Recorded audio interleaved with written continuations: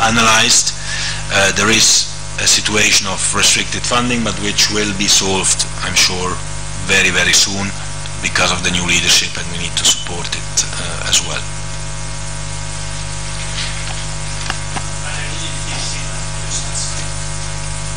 Sorry? Are you satisfied?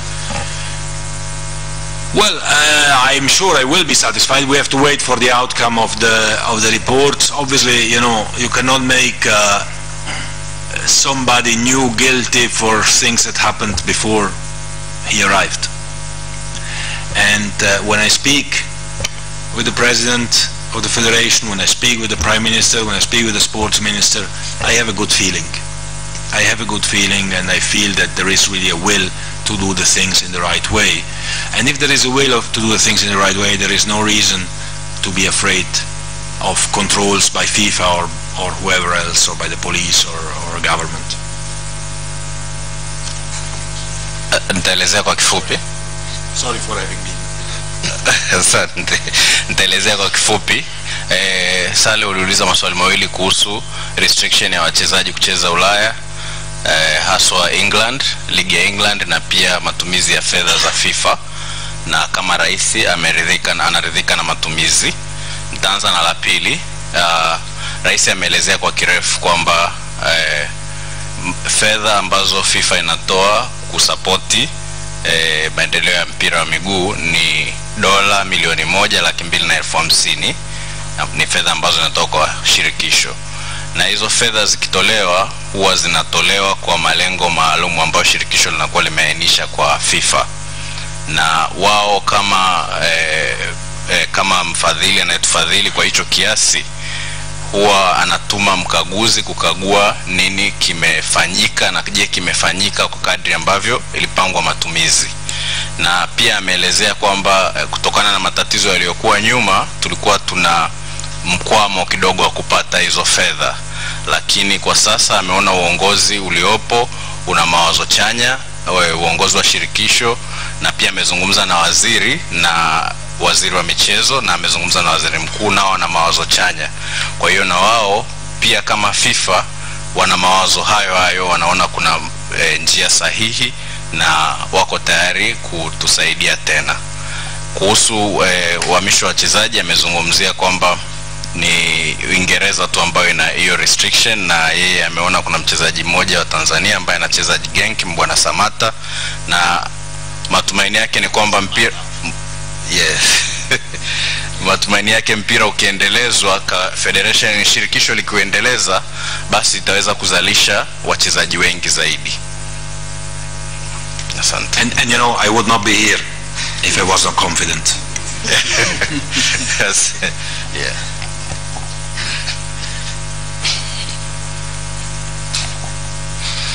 Thank you, Mr. President. Thank you very much for having this opportunity to shoot at least one question to you. I know that sports management is really different to other, management studies. And as far as I know, we are lacking that thing here in our football in Tanzania. So, does FIFA has any plan to boost this area for the future of our country in order to develop sports management studies? In your degrees, FIFA degrees program, I think you have that FIFA degrees program in sports management. Yes, we have a FIFA degrees program together with the CIS Institute, university in Switzerland and all over the world. And this is certainly an area where we want to put the focus, because it's a priority. You're absolutely right. It's not only an issue in Tanzania, it's an issue in many countries in Africa and in other continents as well, and it's absolutely crucial that we have prepared administrators to run football and to organize competitions and generate revenues as well for the federation. So we have plans there to increase as well our offers for the expertise, because I say this all the time when I go to Africa. I think in Africa there is big talent and great passion, and what is missing is the organization and the structure. Because if you can organize and structure the talent and the passion that exists in this continent, even if you just organize it and structure it a little bit, the results will be incredible. So we have to work on that very soon. Umeuliza kuhusu mpango wa FIFA wa kuendeleza management ya mpira wa miguu. Mheshimiwa Rais amejibu kwamba kwa sasa FIFA ina mpango wa CIS ambao ni mpango kwa nchi nyingi za Afrika, ndio kwanza kufanya hayo masomo, ndio kwanza hatua za awali, lakini FIFA itaendelea, itasaidia ili tuweze kufika pazuri. Na pia ameelezea kwamba Afrika kuna vipaji vingi sana na kuna mapenzi makubwa ya mpira wa miguu, lakini kinachokosekana ni mifumo inakosekana na mipango inakosekana. Na wao kama FIFA, hiyo ni sehemu ambayo wako tayari kusaidia na wanasaidia ili tuweze kuamka kutoka kwenye eneo hilo.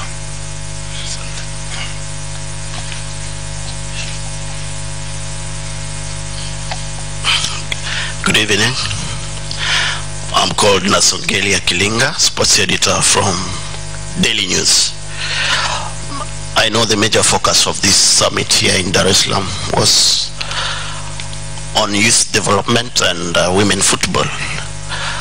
And in Tanzania we have this challenge that women football is a bit going up, but there is no consistency in youth football. Maybe FIFA has some projects to support countries like Tanzania to develop women football and youth football.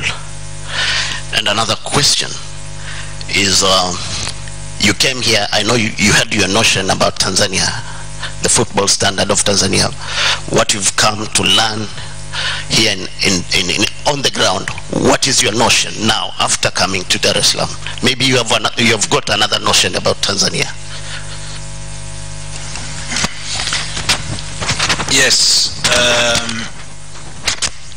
we have projects for women's football, and we were discussing them today. We want to launch a new competition at FIFA level, a World League for women's, where we will ask all the countries to participate, and we'll help them financially as well to participate, because it's important. It's important to compete, and it is important to help for the countries to be able to compete. This at women's football level and also at youth football level the same. We want to increase the number of teams participating in the final tournaments, because only by playing you can improve and you can generate also an attention by the public. And I'm sure that the messages have been taken on board by the Football Association, by the Football Federation of Tanzania. When it comes to my perception of Tanzania, yes, I certainly had some ideas, and when I came here and since I landed until now, the whole day and so on, I learned to know, first of all, human beings, people who are extremely friendly. This is something that surprised me, that I didn't know what to expect, but everyone is smiling, everyone is friendly. You didn't know? I knew only Tenga, but I didn't know if he represents the whole country or only himself. But it's true. If you look at his smile, you know that it's like this. I really met, I really feel good. I feel home immediately, and this translated as well into the football part of the country.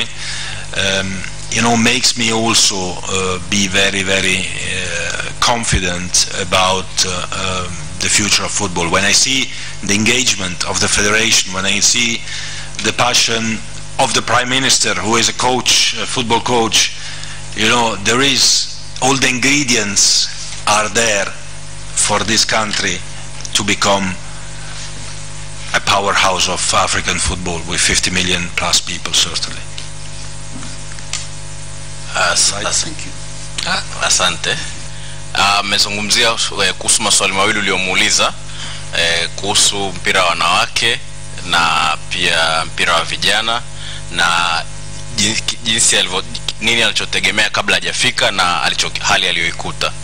Rais amezungumzia kuhusu mpira wa wanawake kwamba moja ya mambo yalikuwa ajenda kwenye mkutano umezungumziwa kuanzisha ligi ya wanawake, kuanzisha ligi ya kimataifa ya wanawake, na ni jambo ambalo litafanywa kazi na mashirikisho na litakuja kuonekana litaleta matunda, kwa sababu kwenye mpira jinsi mnavyocheza zaidi ndio jinsi mnavyoweza kuendeleza vipaji. Pia amezungumzia kuhusu alichotegemea Tanzania alipofika Tanzania mpaka sasa hivi. Kwa kweli amefurahishwa sana, amekuta Tanzania ni watu ambao ni watu wenye furaha, watu wenye upendo wa hali ya juu, na kwa kweli mpaka sasa hivi ana amani na anafurahi sana kuwepo hapa.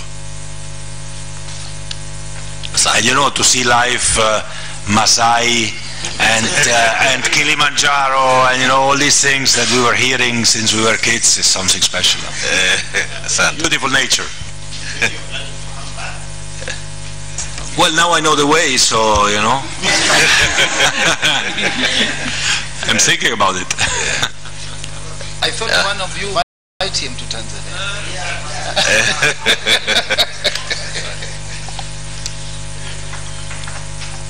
My name is Amr Masare. I come from ITV and Radio 1. I'm delighted to see you are happy to be here in Tanzania. During the regime of Seif Blatter, African countries were receiving different projects. For instance, in Tanzania, we had Gold Project 1 up to 3 of artificial turf in Uhuru Stadium, Gombani, and also Nyamagana. So what African football fans, especially in Tanzania, where the passion of love, where the passion and love of football is bigger, should expect it from your regime? Well, not only they should expect, but they already receive. In the previous regime, FIFA was distributing to Africa around 27 million every year. Now FIFA is distributing and investing in Africa around 100 million every year. These are concrete figures. Before, Africa was always promised additional spots in the World Cup. No? There will be one more for Africa, one more for Africa. And at the end of the day, Africa still had the same number of teams in the World Cup. Since I arrived, we increased the number of teams in the World Cup from 32 to 48, and as far as Africans are concerned, from 5 to 9.5. Almost double the number of teams who participate in the World Cup. And this changes the whole dynamics of qualification and investment in football, because if you have only 5 countries participating, it's difficult. If you have double the countries participating, 10% of the membership of CAF, you know, there are at least 30 countries in Africa, among which Tanzania, who can, you know, legitimately dream and invest for a participation. We have increased the number of members in the FIFA Council from Africa as well.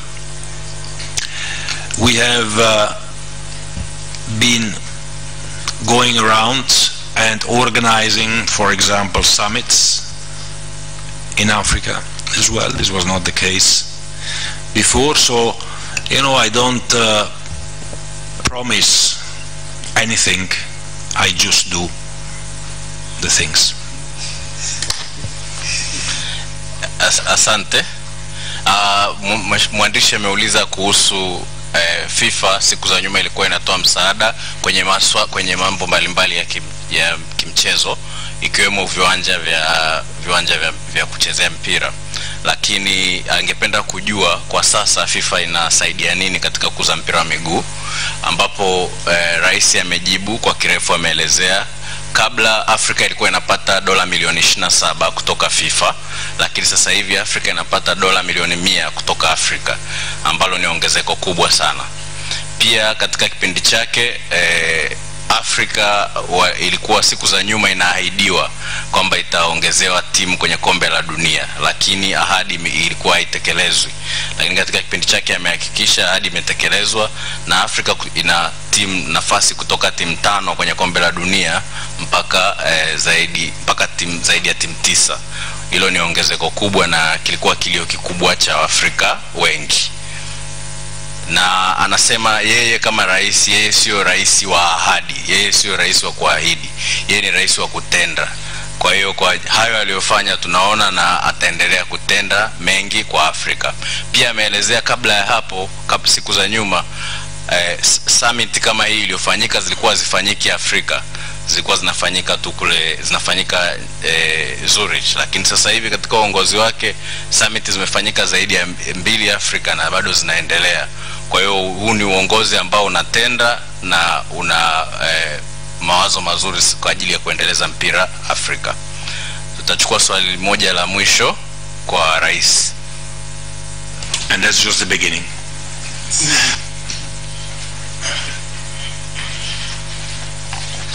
Thank you, Mr. President. My name is Evans Mohando from TBC. When you come in power 2016, you promised to fight with corruption in football. Did you succeed? Then, second one about World Cup. It's only once African country hosts a World Cup, 2010, South Africa, in your regime. Will you offer us again?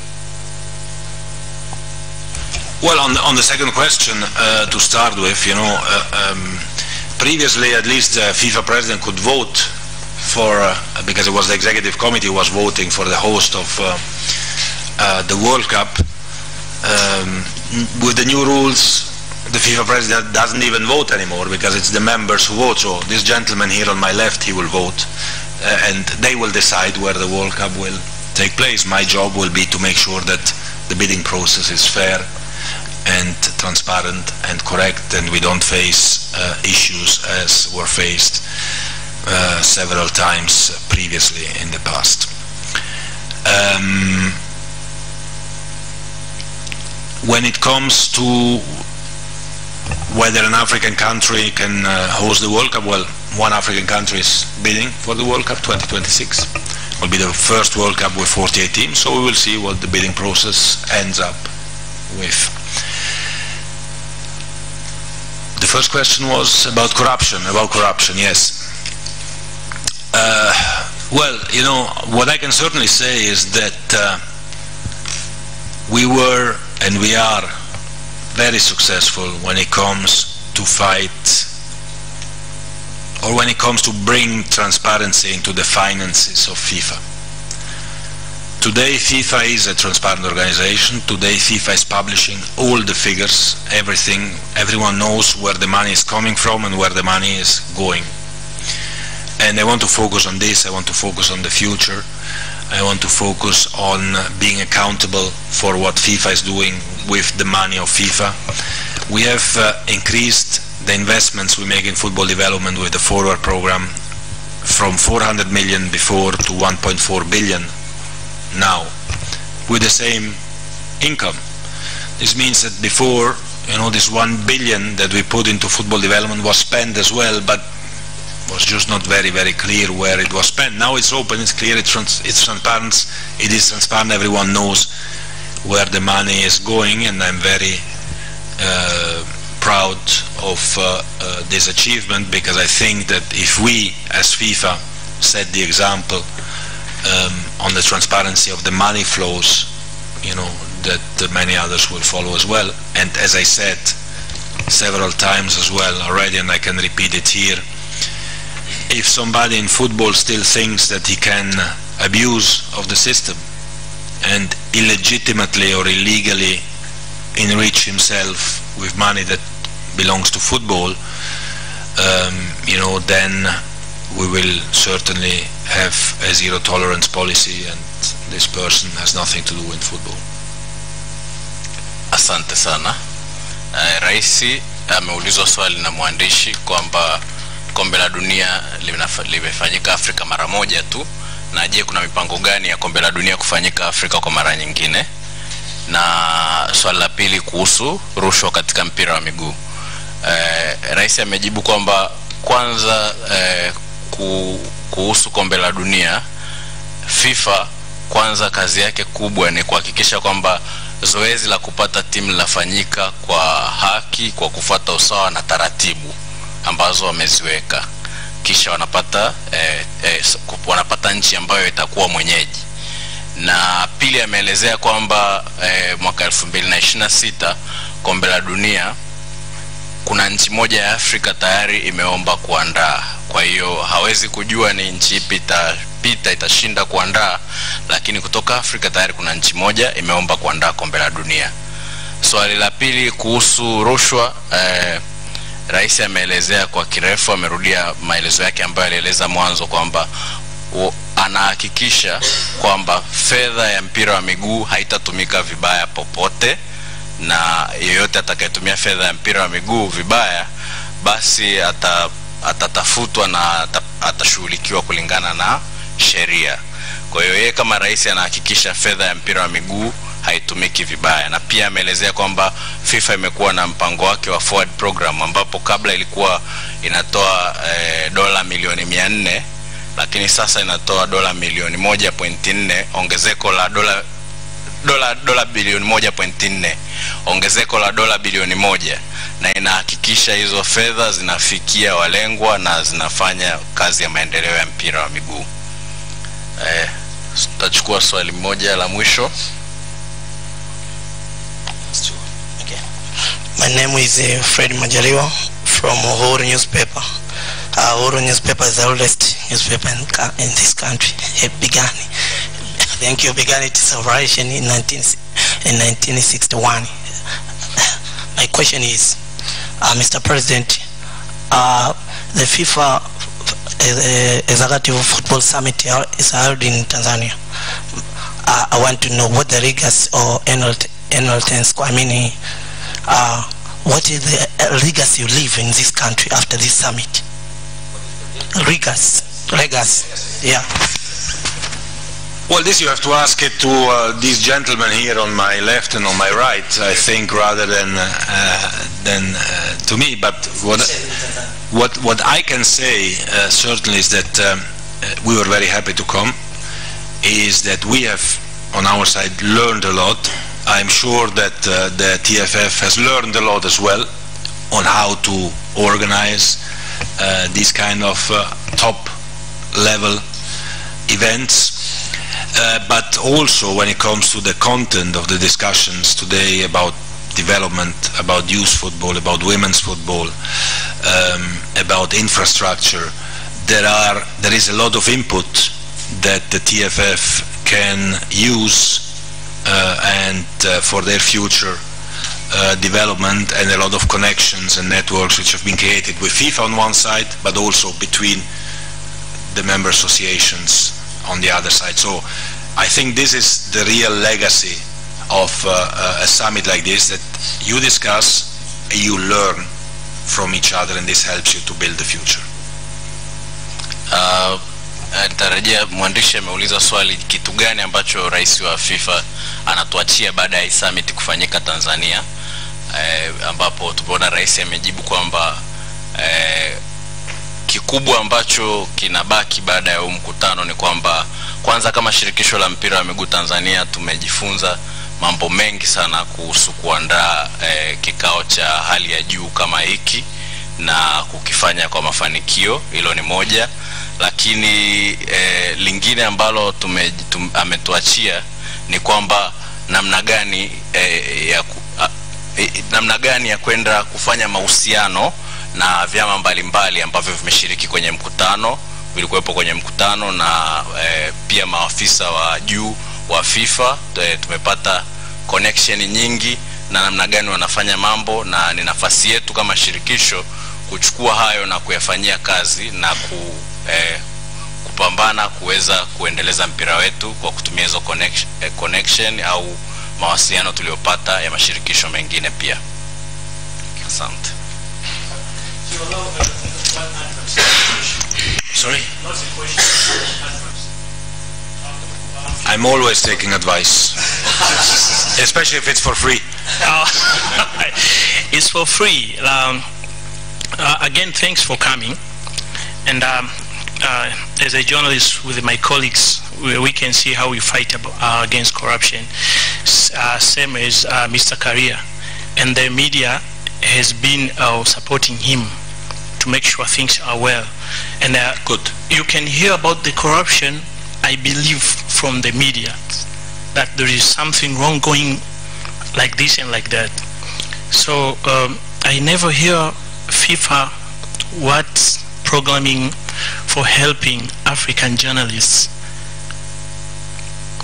to make sure they're more strong, maybe teaching them, giving them cause to know why and how corruption is not good, and how we can develop our football without corruption, things like that. But the other thing, you went to visit the government because you meet the Prime Minister.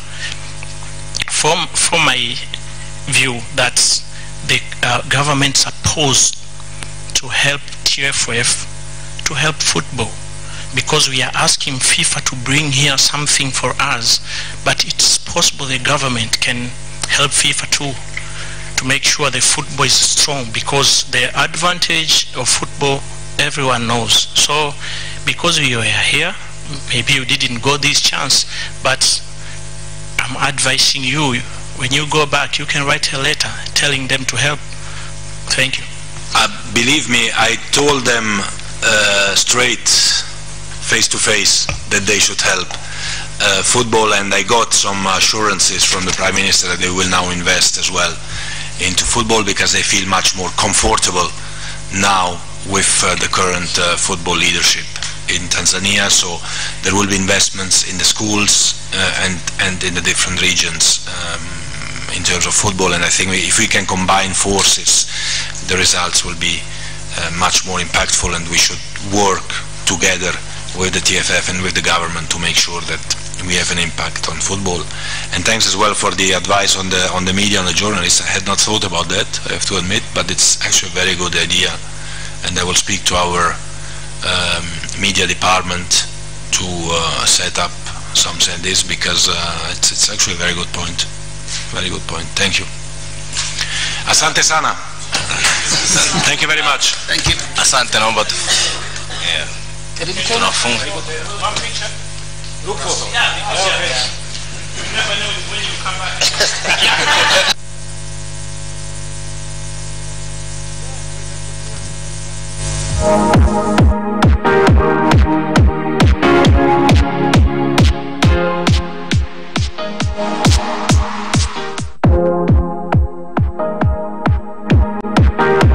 Mkutano huo wa wahariri wa